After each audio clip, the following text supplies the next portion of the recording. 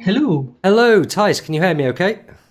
Yes, I can hear you fine. L- How's my audio? yeah, looks like you're coming through good. I'll wait for the chat to let me know if there's any kind of problems, but looks like you're coming through good. Hopefully, we're all good. Excellent. Good evening. Good evening. How are things going tonight? Very good. Thanks for having me on the show. It's no How are problem. you? Yeah, it's great to have you. I'm good. I'm good tonight. Cheers. Although I'm on my own tonight, I usually do this with a co-host, so I'm juggling loads of different responsibilities. I know how it goes. I used to do a talk show of my own called Talking Games. It was about game design. All right. So I know like how incredibly hectic it is to host one of these. So you're not just a musician as well, then. So you actually work in game design too? No. I don't work in game design, but I have an interest in game design, and I had game designers as a guest on my show to really delve into specific mechanics and what would happen if you changed them. That was basically the idea of the show. All right, that is super cool. And what's the name of that again? Because I'll have to check that out, and I am absolutely sure that my listeners will want to have a look at that. It's no longer online, but it was called Talking Games, and it used to be on Twitch, but I haven't kept it up. I haven't kept a history of it. Uh, it's sitting on a hard drive basically for me to tidy it up. Basically, I felt after I ran a season of it that it was not enough of a quality for me to be comfortable with it. So I want to pick it up again at some point and just do it better. Um, Well, but yeah. yeah, they're sitting on a hard drive.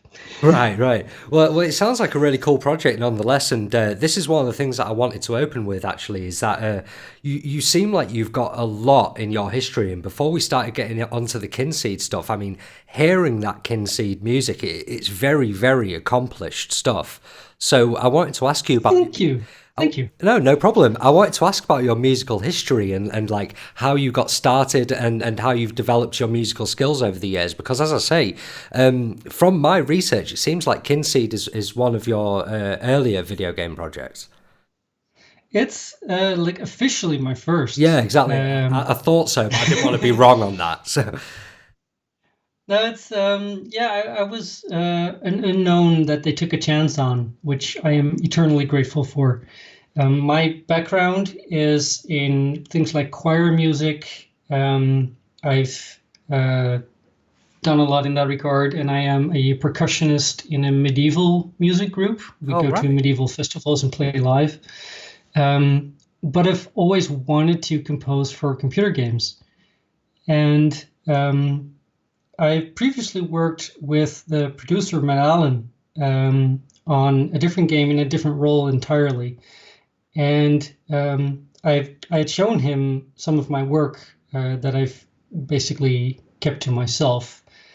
And so when he got involved in Kynseed and they were looking for a composer, he remembered the music that I had done and basically suggested to the team to try out what if it would work, if it was a match.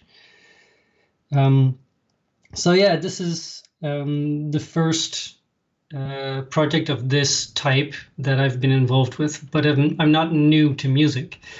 Um, I've always been interested in doing orchestral and choir and other music types. On my SoundCloud, you can see that also I diversify a lot. So, like everything goes. To me, variety is the spice of life. Absolutely. And it's really cool to hear you talk about these pieces that you were writing yourself and keeping to yourself because we actually opened up the show with the piece that you sent me called Hero. And is that an example of that? Just something that you were just writing for yourself? Well, Hero I've put on my SoundCloud. It's basically it was meant as a demonstration, pretty much as you guessed. Um, but I wanted to have a SoundCloud that was really diverse because I want to be diverse as a composer. So I created a lot of different styles on there. I'm doing orchestral things. I'm doing more EDM things. I'm doing more jazzy things. And this is just one of the things that I could have picked. Um, that I thought would be appropriate for the show, because it's most like game music from the stuff that's on there, I think. Right, that's interesting. And you talk about this medieval influence as well, and that's something that I definitely hear in the Kynseed pieces that I've heard. And was that a deliberate thing then, that you let this this medieval interest that you've got kind of seep into it? Well, Kynseed has a lot of different influences to it. Like I draw from very rustic acoustic guitar music. I draw from more German and even French music in certain areas, because each area, each village and surrounding lands, basically, I give their own culture. So there's a lot of different villages in the game, so there's a lot of different cultures in the game, and I wanted to reflect that musically, which gives me a chance also to create a score that is very diverse. In the area where you grow up as a player, called the Vale, it's very, very peaceful and very like you don't have a care in the world. I wanted it to feel like the ideal childhood that you will reminisce upon later on in life. But then you exit the Vale. The first area that you enter when you are allowed to enter, when you're allowed to leave the Vale, is Rivermore. And that immediately changes the pace in terms of music. It speaks of a more exciting time when you're allowed to explore a larger world. And then let's say you go off to the east from there, there's a town that's based more on a cross between German and French accordion music and brass. So you basically go from area to area, and there are lots of differences for you to discover. The whole premise basically was, how do you create a soundtrack that after 200 hours of game time doesn't bore you? Well, it's so cool to hear about this cultural stuff that you were going out of your way to give each area its kind of different feel. I love it when composers do that kind of thing. So you already gave us a little bit of a background on what we've heard, Rivermore. We've got Loverwood coming up. So could you talk a little bit about the kind of cultural things you were aiming for there? Loverwood is a good example of that area that I was talking about, where there are French influences in this case. And with Loverwood, like any area that I have to write for, first thing I ask is, what does the player do there, and what do the NPCs that are there, what are they doing? How do they spend their time in that area? And Loverwood, as the name might imply, is very much about dating loved ones, courting them, even eventually having sex with them. But we do that in a very tongue-in-cheek way. So I've written the music as this overly romantic sort of score. And then once it actually gets to copulation, we go to this completely tongue-in-cheek wheel of copulation mechanic, which is kind of like a wheel of fortune, if you will, that shows the result of what you just did.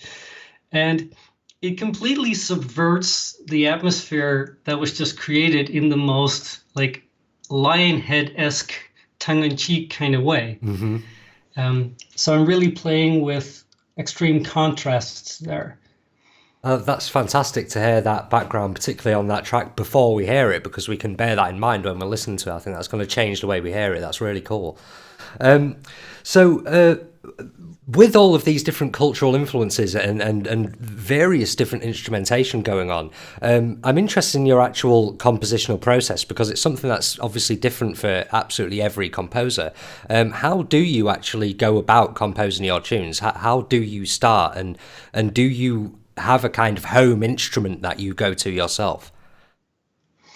I don't really have a home instrument, but what I do have is a template of full orchestra that I use as the backbone of every track in Kynseed. And then for the area where that I'm writing for, I add unique instruments that are specific to that area. So for Loverwood, for instance, I've added accordions. and a little bit more in the brass section. So basically, all of those spaces in that area will be coherent. They will be using the same sound palette.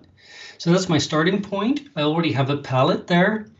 In this case, accordion music and the same German and French influences that are in that general area. So from then on, I already have a pretty good idea. And for everything else, I'm asking a lot of questions, like the aforementioned, what is the player doing there? What are the NPCs doing there? What does the place look like? And then I form a picture of how is the player supposed to feel when they're walking in that area. So you very quickly get a very accurate picture of the type of atmosphere that you're honing in on.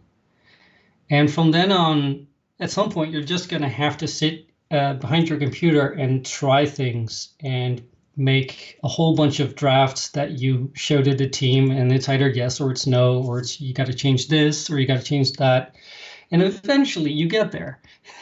Yeah, of course. It's not magic. You have to try and try again. Now, you talk about sitting behind your computer, and so I assume that there are some library sounds being used on this, but it's a really rich sound that you're getting on these tunes, and my ear isn't actually particularly amazing at differentiating between library and real stuff these days, as great as libraries have become. So, are we talking about a mix of real instrumentation and libraries here? It's all samples, all Right. library, all of it. What I started out with, that actually was the first time when the team said, yes, this is the Kynseed feel, was when I added an acoustic guitar that is also sampled. It was actually a demo of an acoustic guitar sample library that it basically got me the job. This is the point where they said, yeah, you've nailed it. A simple acoustic guitar that just set the right tone. Everything else was kind of designed around it, but then I had to evolve it from there. But I don't have the means for this to go to an actual orchestra or to hire actual musicians. So I have to basically play everything in myself. And unlike a lot of composers, I don't really use a keyboard to do this. I manually put in every note with my mouse, and then I manually do all the programming on how the note is meant to be played. Mm-hmm. So it's a lot of work. Yeah, a lot of manipulation and things like that. Are there any particular processes that you have, or things that you do repeatedly to get that rich sound? Well, it took a while to establish the template that I was talking about. It's not just that you have to select all your instruments. You have to put them all in a room. You have to basically tell the computer where they are in the stereo panning, how far back they are, which means basically when does the reverb arrive and when does the original sound of the instrument arrive. Mm-hmm.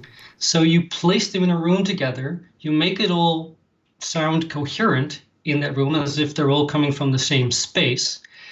And then you have to orchestrate in a way where all of the pitch range that you have is being used properly and nothing is being overused.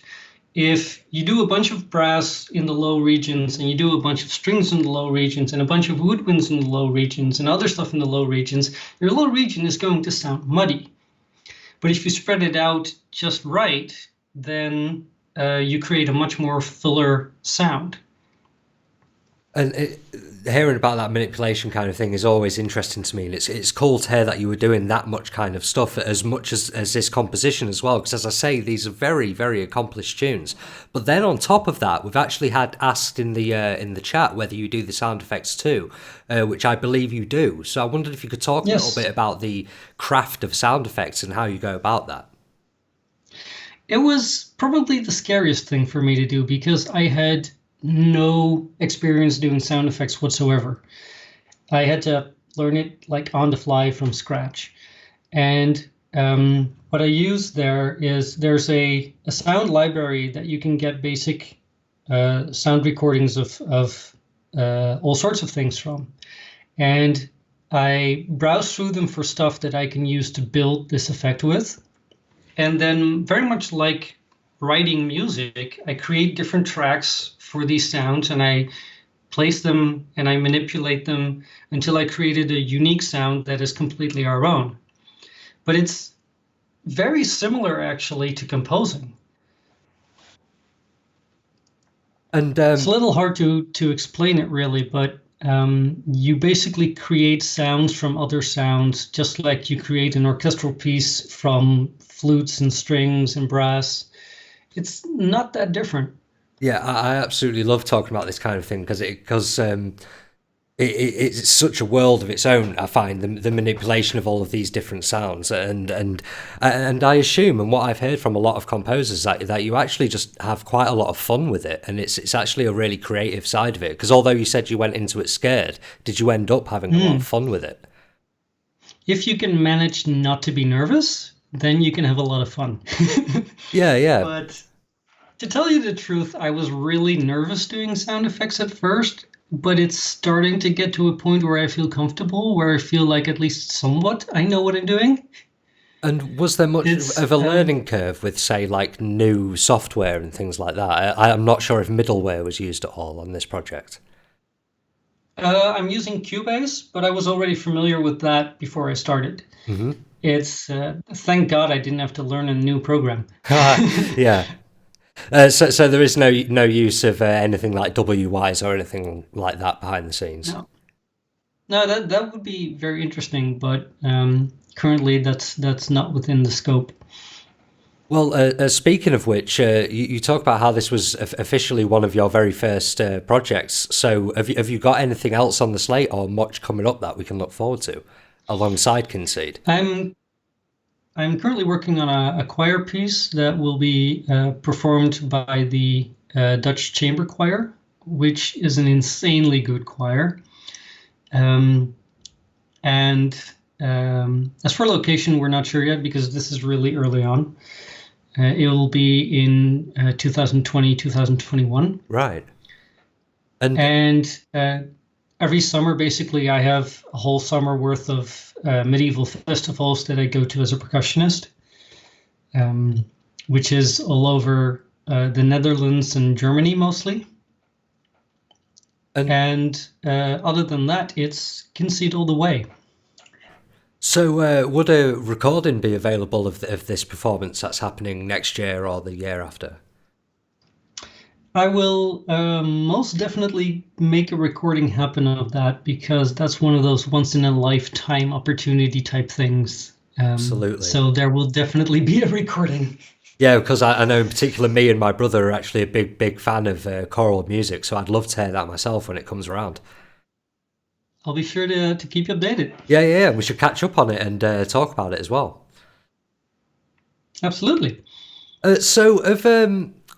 Well, one thing I wanted to talk about Kynseed before we finished up this conversation actually was is how beautiful it is as a game. Actually, I mean, we've had a couple of pictures up on screen for anyone who's watching the YouTube version of this, and the pixel art is just absolutely astounding. And how we have been so lucky with our pixel artists. I mean, they're amazing. Yeah, truly. I mean, it's just breathtaking. I mean, you can like kind of just like zoom in on different elements of one screen, and it's just all so detailed and beautiful and gorgeous.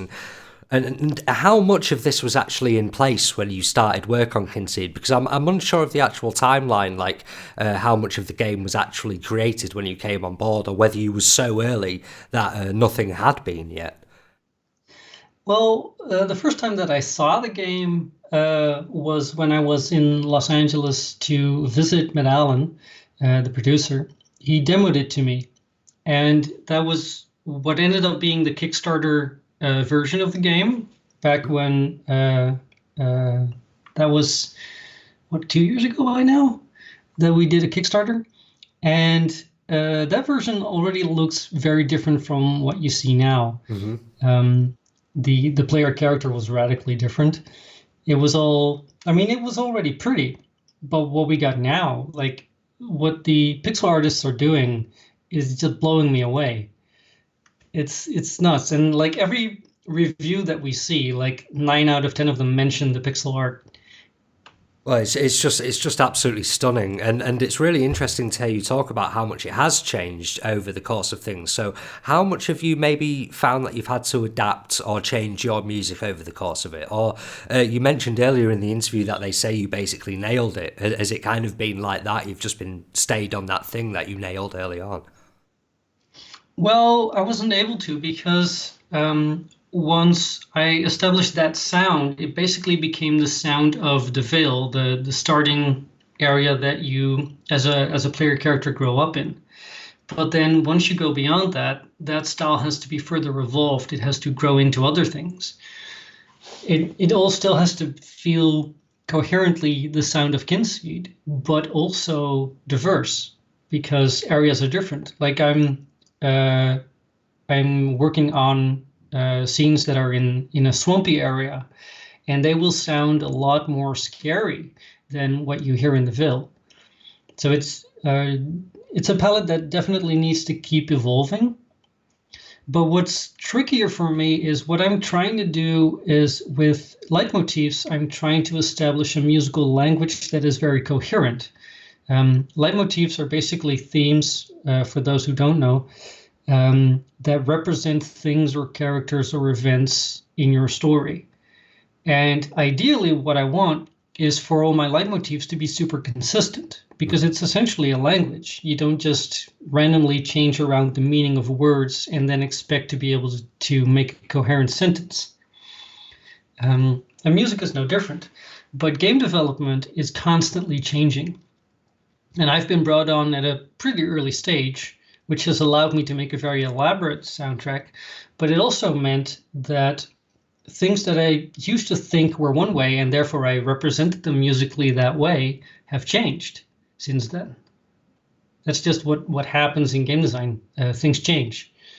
So you have to sort of redesign your musical language, or you have to wait with putting certain themes in certain places until you know for sure that it's not going to change anymore. So what I imagine is going to happen is fairly late on in development, I'm going to have to go back to all of my tracks and find all the places where I used specific themes and make sure that they're still correct. And so these themes then, because I love what you say about how every area has its own identity and the culture, all of this, but also has to have this element of it that's definitely Kynseed.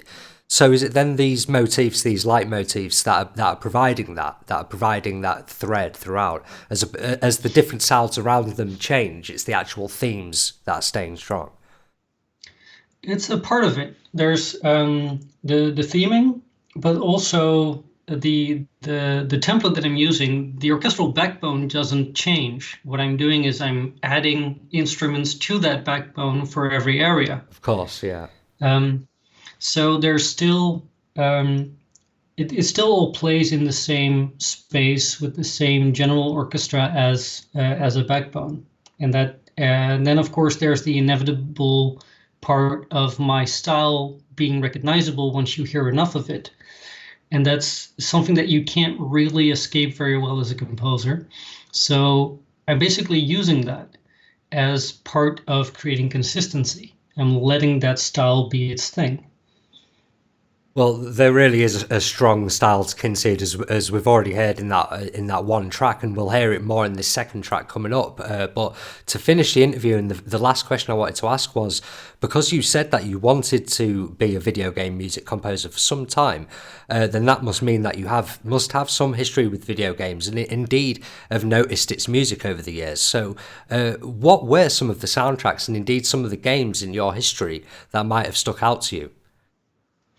Well, the thing that really comes to mind for me is the soundtrack to Total Annihilation, which was done by Jeremy Soule, which was the first time when in a video game I heard a full orchestral soundtrack that would really crank up everything to 11 and just go full out. It was like epic drawn to its extreme. And I love that soundtrack. That soundtrack made me go, I want to go make music for video games. And then there's, of course, the music to Fable, which basically what happened, as you've had come across in your interview with Russell Shaw. Russell was given a track by Danny Elfman and then had to make that track into a full soundtrack. And then for Kynseed, Russell gave one track to us, and I had to turn it into a full soundtrack. But the complication was I was not supposed to just emulate the style of Russell Shaw, because Kynseed needed to be its own thing. That was part of the instructions I was given. So despite me being really influenced by how amazing Russell Shaw's orchestrations are, I was not to emulate that. I needed to do my own thing. So I had to actually go against my influences there. Yeah, and there's some big shoes to fill, Russell Shaw as well, which hearing just... I'm not even going to try filling those. That's not... You can't. well, this is it. This is one of the things that actually really impressed me when I heard the pieces that you sent over, and also some of the other Kynseed tracks that I've heard in my other research, was that I didn't hear it just being, oh, this is just Fable. This is just some diluted Fable soundtrack. It was totally its own thing, with its own kind of melodic feeling and everything. It is wonderful. So yeah, don't worry about that. You're not following in his footsteps at all. I mean, you cannot out Russell Shaw. No, not at all. Which I think he probably had a similar feeling with Danny Elfman. I imagine so. I mean, those are also some pretty big shoes to fill. Yeah, absolutely, yeah. But you're all individual composers and you've all got individual strengths, and that's why it's so great to talk to you all on this show. So thank you so much for speaking to me today. Thank you so much for having me on. No problem. And be in touch with me when anything's moved on this live performance next year, because I'd love to hear more about it and talk about it. Absolutely. Excellent. So we'll just jump right into Loverwood then, hear some more from Kynseed. Thank you very much one last time. Thank you very much too. Bye for now, Tice. Bye for now.